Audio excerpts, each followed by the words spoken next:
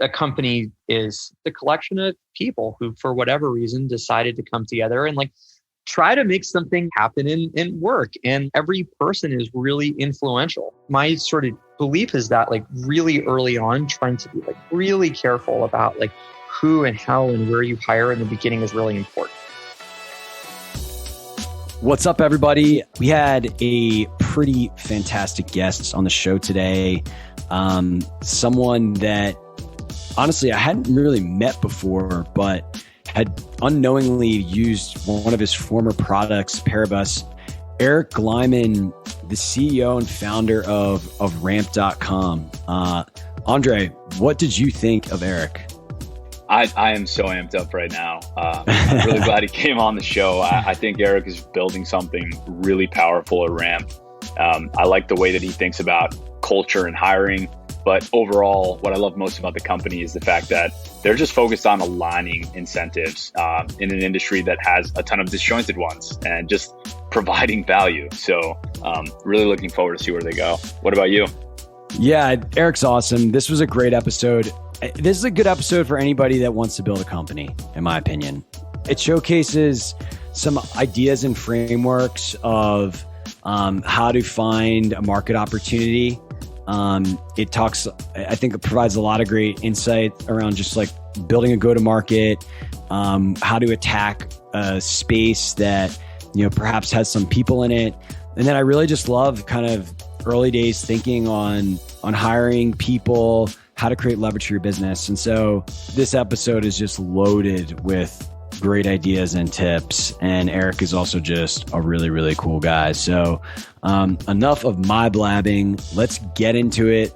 Let's hear from Eric. Eric, what's up, man? Scott, how are you? Great to see you. Great to see you. And we're going to kick this off with, a fun one, just kind of get things going here. So I'm always interested, like there's so much new, cool, interesting things that are kind of surfacing up that people are geeking out about. What's your current obsession outside of, growing your startup? Yeah, this is a super nerdy and goofy one. So apologies in advance. I'm just going to go out and say it, but like playing and actually even worse, watching a little bit of like competitive StarCraft too in the esports tournaments. I get pretty turned Oh man. It's bad, but I'll go ahead. It's have you watched any? You've played before? So it's so funny you say this, man. First off, StarCraft has such staying power. Yeah. I mean, this is a game that literally I feel like when I was a kid was around.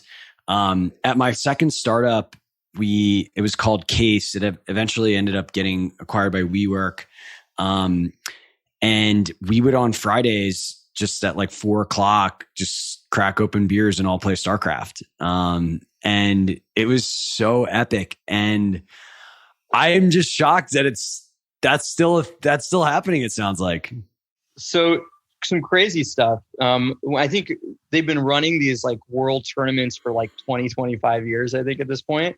And I think the first non-Korean in history won like last year. And so it's actually globally getting more popular than it's ever been, despite like the game being like that old. And there's some, like, I think there's a couple things like what's it, like Toby at Shopify, like Shopify now sponsors an esports team that's doing it. Wow. It weirdly, I feel like has some crossover, or like helps think through like building and running company stuff, which we want to talk about that we can too, but I love it, man. It's really fun. That's cool. I mean, yeah, it's a resource allocation game. So seems highly relevant for building a startup. Well, that's cool, man. Yeah. I mean, the first thing that came to my mind when you said that, I'm like, so the popularity of the Olympics and the NFL is going down and StarCraft is going up. Funny world that we live in. I'm not convinced that everyone is switching from the Olympics to StarCraft, but we'll take it. Yeah. Nice. So let's talk about Ramp. I first learned about your company. I think it might have just been in New York. I saw like some signage or something that was like very interesting. And you're definitely doing a unique take on something that I would say is a commonplace business necessity. So why don't you tell everybody that's not familiar with Ramp what you guys do? Definitely. So I think like one of the articulations we have of it today is it's this first corporate card and expense management software that is designed to help companies actually spend less, which in some ways sounds simple, but when you think about a lot of the principles that guide, traditional cards industry like American Express or even some of the modern players, they design these points and incentives programs to get companies to spend more money, earn more points. And so in a weird way, this thing that sounds simple of like, we're going to have you spend less is actually very counterintuitive and different than how people do it. And I think that the other way of thinking about it is, every company in the world, as you scale, there's lots of things in machinery you need to put into place to run your company successfully. And one of the core ones, for better or for worse, is expense management software. And some companies spend, thousands to tens to thousands to hundreds of thousands of dollars for software like Coupa or Expensify, or you name it. And almost everybody almost everybody universally hates it. Doing this. And like, I guess my question to you is like, one, what if you could use the world's highest rated expense management and spend management software? And I'd ask you like next, like, what would you pay for that? And I guess what I'd say next is like, what if it was free? And what if it actually like gave you cash back to use it? And what if it actually showed you ways where your company could spend less money and showed you ways where you could cut 20 to 30 hours per month out of your employees' workflow? That's what we're selling. It's ultimately expense management, automation, corporate cards that figure out ways for your companies to spend less money and time and ultimately deliver a more productive company that burns less money, wastes less of your employees' time, and we hope is a useful part of your stack. So that's us in a nutshell. All right, sign me up. Shrock, finance guy, get on this. It's interesting, man, because first off, I totally have been a sucker for all of the architecting of feeling like you're winning where you're spending more. Like it's so just annoying. And it is how the credit cards and the airlines and the hotels just kind of trap you. And so I think philosophically, turning the table is really interesting. And I guess like for me, not to get too tactical, but I'm just interested in like what that looks like as a user. Like I have a corporate card today and, I'm just using it and I get pinged by my finance guy at the end of the month. I'm like, yo, could you upload your receipts for these things? and that's kind of it. And so I'm interested like what the mechanism is that is kind of making me inspired to save. Yeah, couple things. And so I think I know this is a pretty go-to-market focused like listener group. And so I'll get at a couple things. So one, this has a multiplayer mode element of it where like we sell to finance teams, but as like this thing could be distributed out. We have some companies with thousands of credit cards that are distributed through. All right. And so one of the first things for a finance team is you can set up one, what are some of the initial rules of like workflows? Like maybe you can issue a card out, or maybe there's one member of your team who's buying 100 sets of SaaS. So you could go and actually issue maybe 100 different one-time cards with rules. So you can set controls. Is it a daily limit, monthly limit, yearly limit, whatever? You can set rules like maybe this card only works at Salesforce at no other vendors. And so you can start to put in different security protocols and stuff like that. And you can even design card programs. So you can say, I want anytime someone new signs up on the sales team, I want to make sure they have a $500 work from home stipend. So this card is a one-time use. This is their travel budget. They get another, like maybe a physical card for that and whatever. And you can start to map out very early on where things, what are the policies that dictate by person, what they're going to get, but also to build an accounting rule. So you can say, let's make sure that before a dollar is even spent, by, Scott on sales, let's make sure at the end of the month, we know to tie that back to sales, right? So I'm giving you like the backdrop of like, we're trying to solve the workflow so that when you get the card and you go and spend money first, you don't need to memorize the expense policy. It's actually coded into how your card and software works.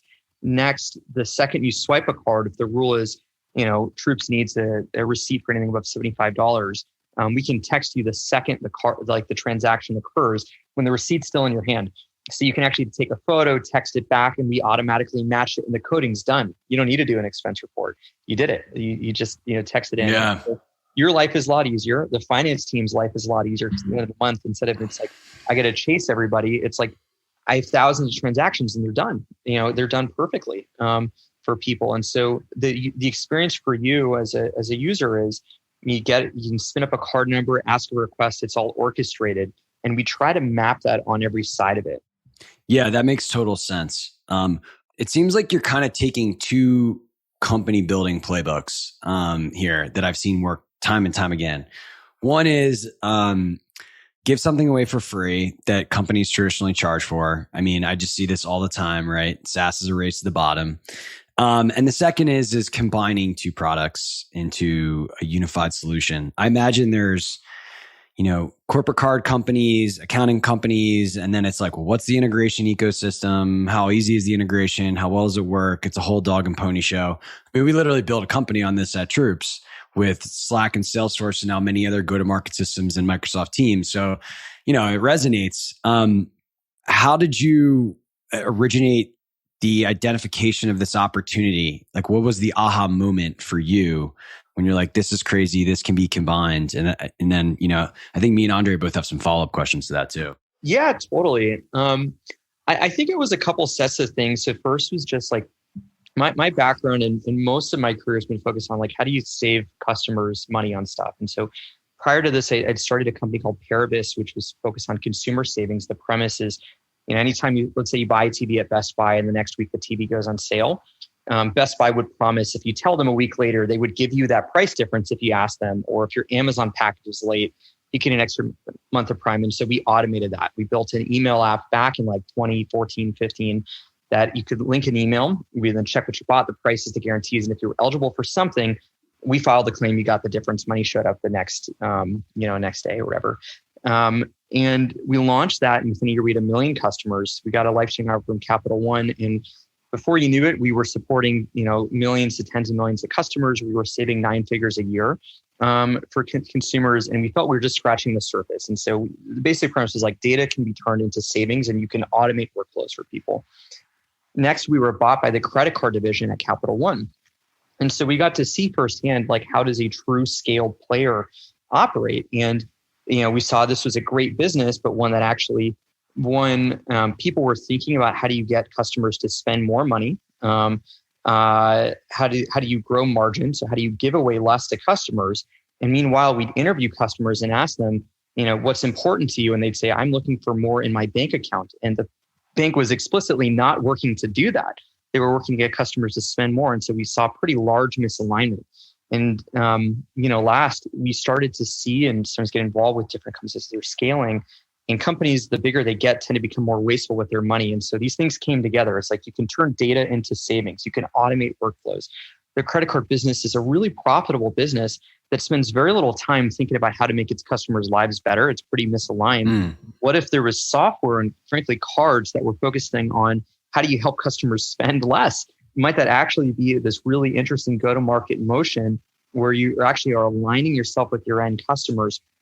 And if you can do that, you might actually be able to have better cost structures over time. If you're able to save people 5% on everything they buy, maybe your competition point is not giving away more points, but actually how do you create more value?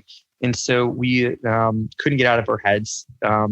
Left Capital One about 2.5 years ago now. And now we're powering hundreds of millions of dollars of purchases a month and, growing pretty quickly. And so it's a long way to go, but I just think this notion of an aligned, taking savings, taking credit cards, pulling it together to align yourself with the end customer instead of being opposed is sort of what got us on this whole track. Eric, that's a crazy story. I love the story of Paribus and Ramp together. And when I hear you talk about this stuff, I can't help but relate it to a recent podcast episode where I heard David Velez from Nubank talk about what he did out in Brazil. And, a lot of these things are the same, right? He, removed these crazy transaction fees that Brazilians were paying. He removed the upfront payment to actually qualify for a card. But one of the things he did mention is that he went with the idea that same as you, customers shouldn't actually care about points. And then what ended up happening is that some of these customers actually said, hey, I actually really want points. Can you bring those back? Why aren't you giving me points? And he ended up actually later on, just recently, creating a credit card that had points as well. And so like, I know based on what you're saying, and it makes total sense to me, aligning incentives around saving money is obviously what everyone is really trying to optimize for. But sometimes people don't really know it. And when you're trying to align those incentives, it can be difficult to tell that story when a consumer has gotten so used to a certain incentive program. And so I'm curious, how are you doing this from a go-to-market perspective? What story are you telling to adjust for this and really like lubricate the process of changing this perspective? It's a super great point. And I remember this too. I think one of the weirder meetings I ever had at the bank when I was there was it was almost like a team of like psychologists and different people trying to figure, and marketers trying to figure out what would resonate. And they're like, we've done the research, and if you put 2x versus 2%, people are very excited. And so make it extra big font, put an X on there, and like, wow. And like the people in the back are like laughing, like, oh, this isn't that big of a deal. And like, like that was the innovation. This was where you were putting research on. I was like, that was a strange meeting. And I can tell you your question very directly. What resonates with our customers is like integrity and honesty with this. I think that enough people have gone around with the point system that they like kind of know there's a ripoff, and it's resorted into all right, well, I'm going to outsmart this person and I'll get 8x on this and 4x on that. And I think I can do that. But like everyone feels pretty uncomfortable with that. And I'm like, yeah, well, you know that this competitor, like let's do one, right? So some people compare us to Brex. There was, when they released their feature around cryptocurrency, the CEO in an interview said, we did this because a lot of people aren't using their points, and maybe you can get more return by putting it into crypto, right? So you have people saying explicitly people aren't using it. Next, if you go into the terms of this and you want to convert actually your points for statement credit, you get haircut by 30%. So the ad tells you like you're going to earn this points, but if you look at the terms, you get haircut. Divvy will haircut if you want to go to statement credit and cash back by 50%. And so how do you compete? Say, all right, well, let's, you're looking at hundreds of thousands to millions of dollars per month. You should be well informed. Here's what the terms say. Here's ours. It's 1.5% cash back. It's clean. Here's the reviews. And by the way, if you send us your past transactions over the past 90 days, we'll show you how we can help cut your expenses down. And we just ran the numbers last week. On average, Ramp customers are spending 6% less than what they were on other platforms. We're actually finding and cutting out waste pretty concurrently. And so, I think that we're advantaged in that a lot of our industry, well, I don't know that they're being intentionally misleading, are hiding a lot of things, frankly. And so we just try to point that out. So I can't help but think of the political commercials where it's like you got around an election, you got the guys coming on and their strategy is to bash the other guy. And then there's the strategy coming on where it's like, hey, no, we're going to just kind of stick to our go-to-market message and we're not going to use those tactics. And I mean, it sounds like there's nefarious behavior in market. And have you guys made this strategic decision to explicitly call it out or not? And I'd be interested to hear you talk through that. Yeah, it's a great question. And so what I would say in our marketing, we really don't, right? I think that part of what we sell is and even a lot of our focus is really on the end customers is we are here to help you spend less. We are to help you spend less money and spend less time, right? Because ultimately, I think everyone's optimizing their own businesses as their own concerns, and they're not focused on the competitors. And I think in our marketing, really there, it's important. I do think, though, this is a very educated decision. Often when someone is getting down to, I want to make a decision, they might have looked at multiple credit cards. And we have this, an incredible sales team. And as people go and are looking and figuring out, okay, I want to, 90% of our customers have turned off Concur or Expensify and are using solely just Ramp. Many more, about half are switching from our two largest competitors, and probably figure out American Express and, another. And often at the sort of point of decision, people are saying, I'm deciding between this and that. How do you think about it? And we try to take a consultative approach and say, look, this is, we're going to give you links to where everything lives and you can see for yourself. But here are some things that are economically important that you should take a look at. And so, I do think that like explicitly of like, one, I wouldn't lead with here's us versus others, because I think you end up inevitably in a checkbox comparison. But I do think that if people are looking for that at the end, we're happy to engage and explain why we designed things the way we did. And I think sort of true back to the our goal and mission actually is to save companies time and money. And we'll show you even in the numbers how we're committing to that. That's awesome. And this kind of is a segue to my other question, just on kind of like go-to-market strategy. Would you say you guys are more oriented towards rip and replace, or get into companies that are greenfield opportunities and then grow with them? Obviously you want to do both, right? Like there, that's not lost to me. I guess I'm more interested in kind of like where the focus is.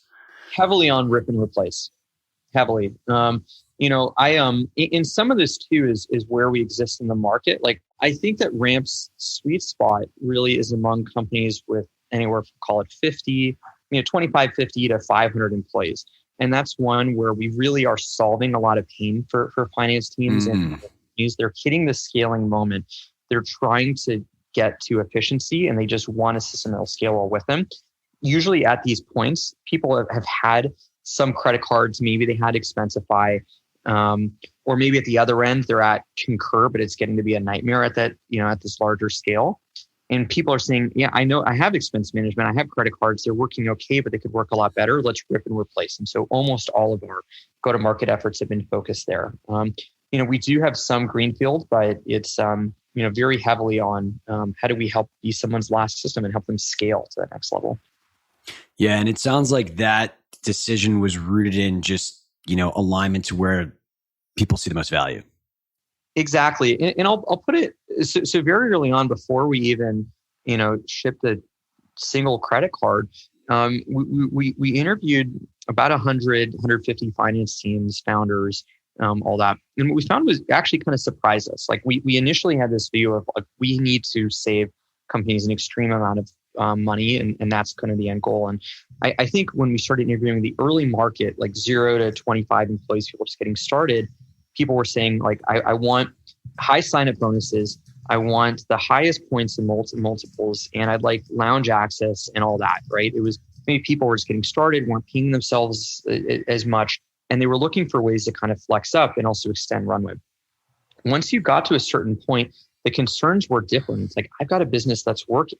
I need to make sure like my sales team is focused, my product team is able to work, like the actual company itself is able to run without distractions. I want a well-oiled machines, and actually I'm looking for cutting out waste, not getting ripped off, putting in better systems and processes in place, install that. Next, the amount of spend was not just like 2 or 4 times, but could be 50 to 100 times more. And so the revenue opportunities were much higher, and the pain points were actually a product one. The painful scenario for these companies was we were replacing like faulty processes between who got cards for T&E versus procurement. You have an expense management system, you have an auditing process, you have accounting, closing, and we're collapsing and taking that on. And so we thought our sweet spot could be where other players were sort of competing on the points and rewards. They were missing, there was this bigger product and efficiency gain by focusing on this kind of unaddressed customer. And so that's a big part of why. And so we knew we wanted to go after larger customers to begin with. And I think inherently you have to rip and replace some system. And so that's sort of what led us to that path. That's really great. I love to hear that, because I feel like within the entire finance industry, there's just a lot of incentives that need to be realigned across the board. I'm really excited to see that happen in many other places over the next 10 years or so. Something that you were talking about before we started recording is a decision you made early on at Ramp, which was to hire a head of talent with one of your first 10 employees, which is not something you hear all the time. And, you were talking about how that's led you to really hire, some amazing people and establish an incredible culture and just attract this talent. Can you talk a little bit about that and what the impact that's had on your company itself? Totally. Yeah.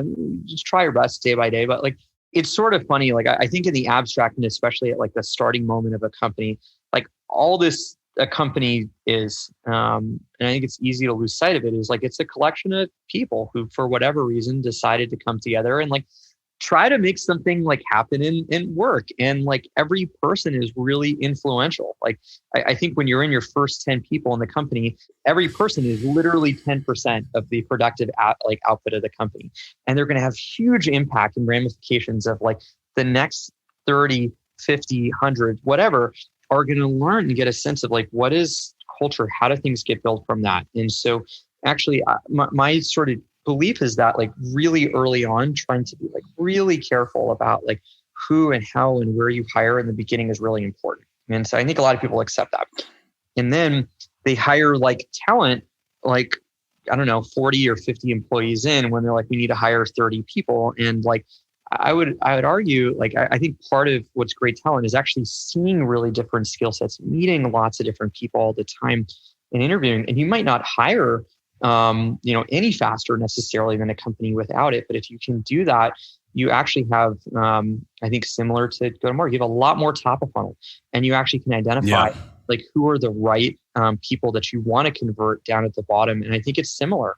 And why I actually think companies should approach this the same way that like great sales organizations do too. I think they're very related. Something that really caught my eye though, and I really want to make sure this is said, is that you were telling us that 30% of Ramp employees are former founders, which is insane. And I just want to hear a little bit like, is that a function of having like this really dedicated talent org? And if so, like, how does one convince a former founder, someone that has that natural entrepreneurial itch, to join your mission? So I think it's a couple things. One, I think trying to have like this like audacious like mission where like for us, part of this is like, like fintech is in principle is this massive industry that is incredibly profitable, and people like look at it as like super misaligned with its end customers. And people are thinking about how to offer new types of financial services without regard to like, is it actually good for businesses? And like we'd say to people, like our goal is actually to save businesses time and money so we can literally like help people build more profitable and better businesses. And so I think for former entrepreneurs, getting to work on this problem where the work you do will actually be impacting and affecting the operating efficiency of hundreds, thousands, tens of thousands of businesses one day is interesting. It sort of strikes the like double nerve of like, okay, I want to work on businesses, and this can really deeply affect a lot of it. Next, I think there's an element of like talent density, and like you'll see this in great go-to-market organizations all the time, where sometimes you have like an amazing sales leader that comes in and it's like contagious. Like people are leveled up and they want to do better because they see the great work other people are doing. Other great sales leaders start to see like, wait a minute, something really interesting is happening there. Like I want to be on this team, and like great talent wants to be on like winning teams. And I think part of what we try to do early on was like spend a lot more time, be a lot more thoughtful and generous with equity and ownership and shared approach, and say like, we just want to build an incredibly strong team. And as that starts to come together, like people will look on your company's LinkedIn and be like, who else is there? What am I joining? And if the reaction is, whoa, this is different. And the more pages you go through, the more that sense, like that really helps. And so, I would say there's no silver bullet to it, but we look for it directly and outright to try to build that kind of a team. And I think there's a virtuous cycle to it, and it doesn't take long. It just takes focus. It can take months to start to build that, and I think keep focusing and grinding away on it. It can have this compounding effect for companies for sure. Look, I'm a founder, and I think a lot of people would look at that as like a really interesting hire, and then a lot of people would be like, no freaking way. It's high risk, high reward. What are the caveats and downsides of that hiring profile that you've seen? and how do you make sure that you end up in a good situation? So I'll give you my general view on this, which is like today at Ramp, I'm less than 1% of the headcount. I can't act like, even if I have like good ideas and I try to spend like 30% more time than everybody else, which would be like a lot, it doesn't really register, right? I can sort of share ideas. I can have only so much impact on the company. So in some ways, like part of what we're trying to design and figure out is like, who can you bring into a company that if given really like transparent information about how does the business work, how does it transform, what are the business levers in the equation, who's going to go and optimize and make great decisions on that. And so part of when we hire and are looking for former founders in particular is we try to match people against like core levers in the business and say, we're going to give you purview and resources to work with a team where everyone is able to map against that. And we'll set, here are the outcomes we're trying to drive.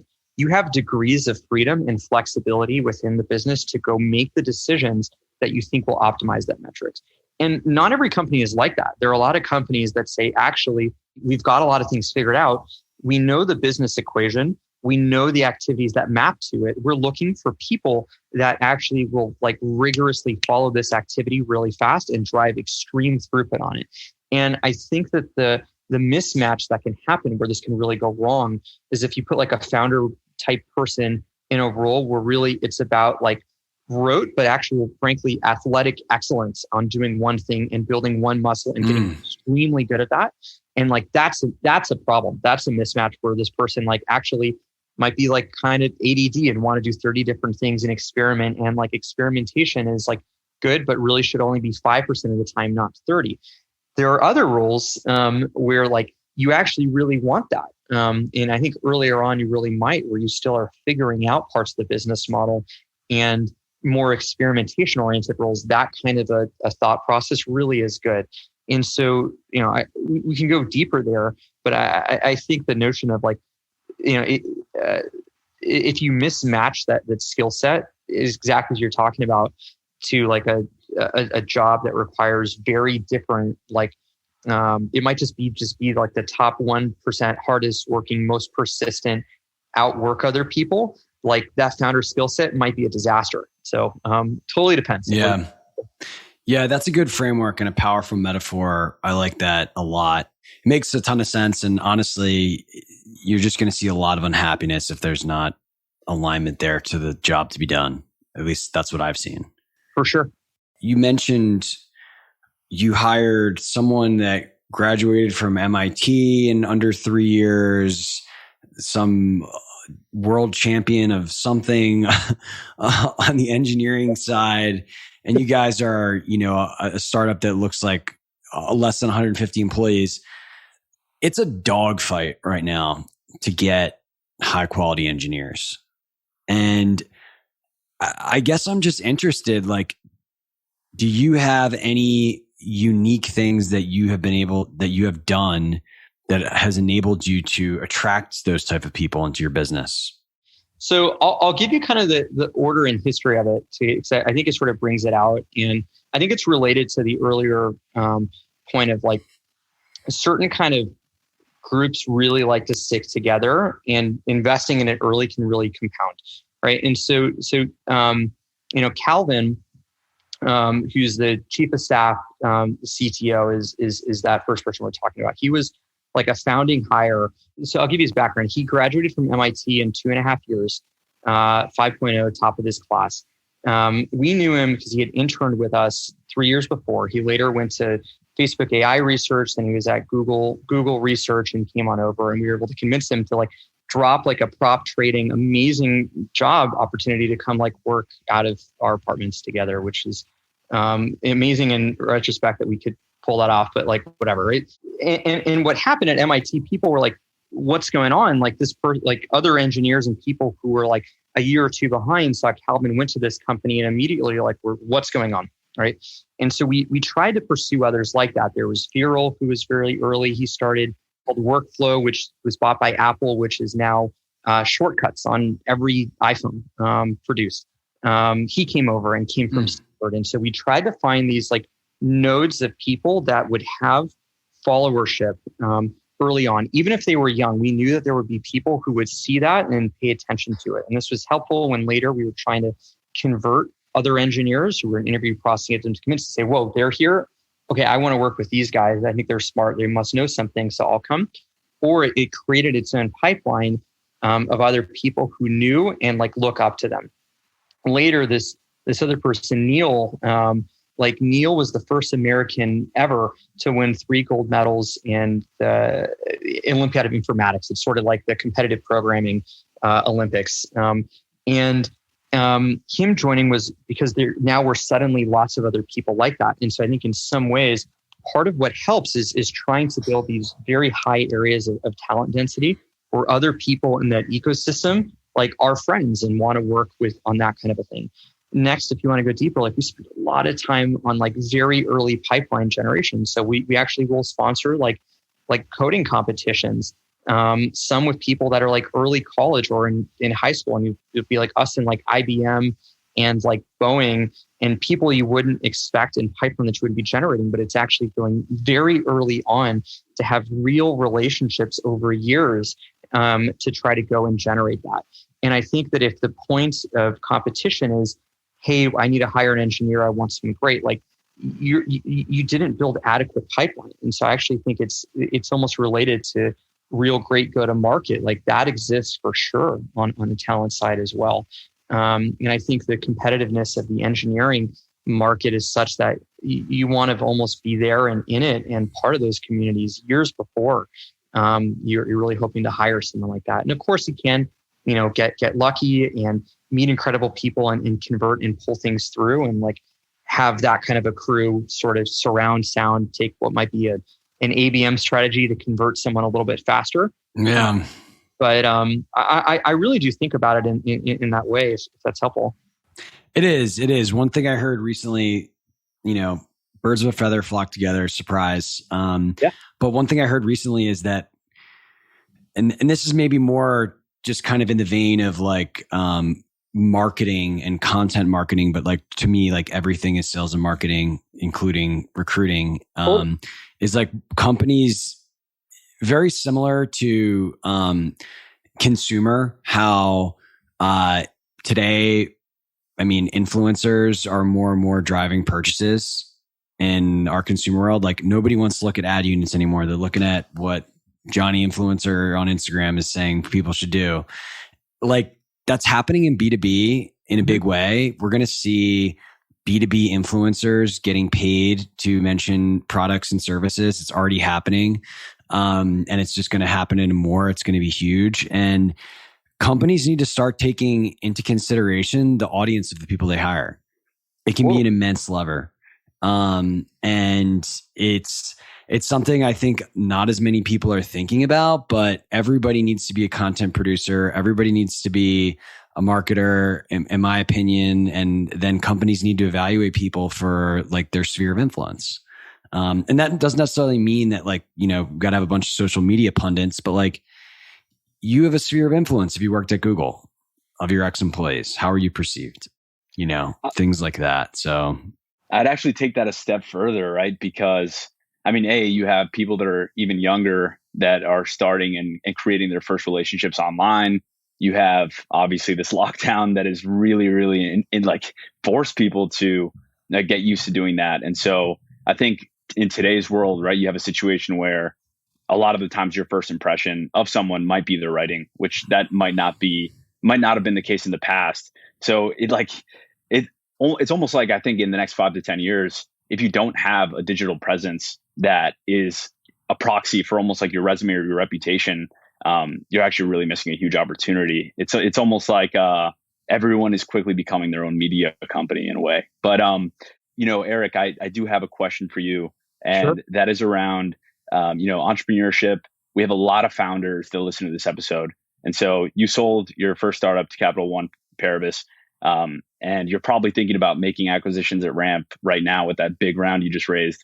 What does that process look like? What are the biggest considerations? And walk me through the pros and cons. So, and by the way, I just want to really agree on the influencer point. I think it's super important. I actually think it's even more important in B2B sales. Like like customers will call up other customers in reference checks, and like the references or even getting an inbound from like another CFO who like is in love with the product, like nothing is more influential. It doesn't happen on Instagram, but it happens in a real way. So I think that's totally the right mindset. Andrei, to the question, I think it's a great one. So a couple things. We'll announce it soon, but Ramp's actually already made its first acquisition, which we're really excited about. And I think in part it's going to be expanding the product offering in a very connected, interesting way that like lines up to our mission of helping people save. And so at least the way that I think about acquisitions is informed by a couple things. One, when we sold Paribus to Capital One, like we saw things that went well, but also ways where like the most common term at the time, which I didn't exactly love, but there was something good to it, was they were saying internally, how do we not crush the butterfly? And weird when you're the butterfly, I guess, but like, it's like the cultures are really important. And like you actually, the thing that you're buying, if you hug it too hard, you can, kill it, very early on in an acquisition. And so I actually think trying to figure out really even before you acquire something, like how is it going to get integrated? Where is it going to fit? And really think through, like, how do you gel these things together? I'd argue is really important, because I think a stat that a lot of people don't always cite is that 2/3, I think HBR did a study on this, like 2/3 of all acquisitions are outright of M&As are value destructive, like literally is burning money. And like, I know everyone thinks they're not the 2/3, but 2/3 of them are wrong. Like are actually just going and wrecking a company. And so I think like very, like before you buy anything, it's like actually figuring out like, how might this really work together? Like, forget the announcement and we're together and your revenue streams and cost streams are merged. Like what are you going to do for the next 2 years is like, I think job number one in thinking about integrating. Next, and this is sort of a function of our scale today, but I actually think like we're not at a stage where we're trying to just add, revenue streams or profitability streams and change the multiple characteristics. If anything, because of the multiple that we trade at, we were able to get a multiple premium on some businesses maybe that are service like oriented. And so in some cases, you might actually be able to, because of that financial structuring, acquire some companies that are, have great revenue characteristics, have amazing customer relationships, they don't trade it the same way. And so I think one of the other things that I would think about in your business is which side of it are you? Are you trading as maybe a SaaS business or a fintech platform? Are you trading as a services business? If you're a services business, your multiples might be low, and maybe you're thinking about the cash flow and you want to buy businesses because you have high cash flow, lower multiples. You're looking for cash type acquisitions. If you're more of a very high multiple to revenue or to profitability, like a SaaS software business, fintechs are trading like this. Maybe you're interested in equity. This is a chance to use your balance sheet to bring people on, and a services business or someone smaller can benefit from that upside in the future. And so there's sort of thinking about and really internalizing where are you, and do you use cash, to use equity, all of that. And then last, I think this is the most important part, is, let's say you figured out how these businesses are going to work together in the future. You've kind of, what's the right amount that you would acquire it for? Why are you doing that? I think really mapping out, okay, we're going to come together, and just like dedicating a lot of time and actually resourcing to like, we want to make this actually matter. Either one, if you're going to cut it and absorb it and it's going to be an acquire, just do that and be explicit about it so people don't waste time. Or if you're going to buy it, like really focusing on compounding and tying it to the core business, that's where I think you can actually be in that 1/3 and create multiples on value. Like if you can actually make the sum of the parts worth more than the parts itself. Well, wow. You certainly have thought about this, Eric, I'd say. And, part of that thoughtfulness comes through living through it. And so, I just am grateful for you to share that knowledge and wisdom with us. But I think, unfortunately, it's time for us to wrap it up, man. This was epic. I love what your company's doing. I think there's so many lessons and ideas in here. The one that resonates most with me is how having a mission that is aligned with the customer, even in something that seemingly already exists, can just completely change the meaning and strategy of the company. And I think you guys are a shining example of that. And yeah, I'm very, very excited to see what's next for Ramp. And I'm very, very excited to see this announcement about this new company that's going to be joining forces with you guys. It means a lot. Thanks a lot, Scott. And Andrei too. Like I had a fantastic time today. Cool. Well, thanks everybody for listening. We'll catch you on the next episode, and go check out ramp.com, right, Eric? That's right. Love it. See you guys.